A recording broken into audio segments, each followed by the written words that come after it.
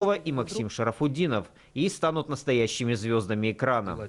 Причем карьера Максима Шарафутдинова продолжится и на федеральном уровне. Сначала он не безуспешно штурмовал проект «Стань звездой», где вышел в финал. Сейчас шведский квартет из Казани, семейная группа с участием братьев Шарафутдиновых, Марии Семеновой и Алены Фиргер.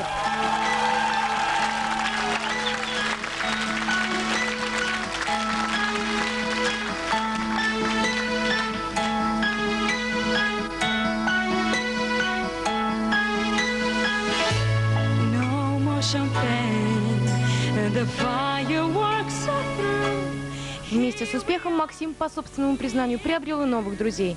Первые, кого он поздравит с Новым годом, по его признанию, соучастники в проекте «Стань звездой».